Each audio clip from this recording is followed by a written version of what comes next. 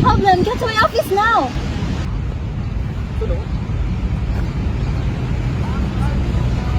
This is looks bad. If our system will breach, customer to discard and personal details will be at risk. We need to act fast now. How did this happen? Can you stop it? I need to dig into the system logs.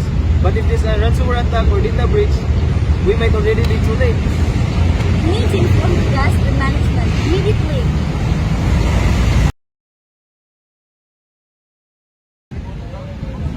I got an alert about suspicious thing, and now I see the news that your hotel was hacked. Miss Lisa, I understand your frustration, and we only just discovered these issues, and we were working out with our IT team to contain the situation. No, this is not unacceptable because I trust you my personal information, and now what?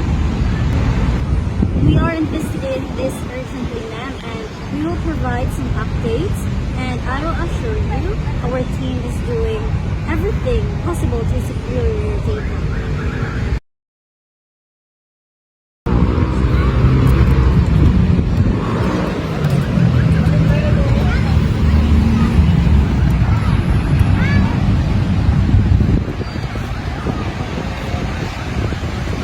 Under the Data Privacy Act of 2012, the board has the obligation to inform a record desk and take corrective action immediately. And what are the consequences if we don't? First, loss of customers' trust. You need to act fast. Do you have cybersecurity methods in place? We do, but clearly they weren't enough. We need stronger encryption, multi-factor authentication, and regular security audits. And let's start there. Also, be ready for public statement that media will ask questions.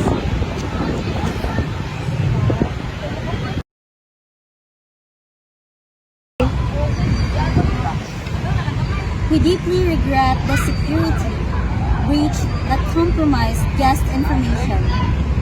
We take full responsibility and are working with cybersecurity experts to strengthen defenses.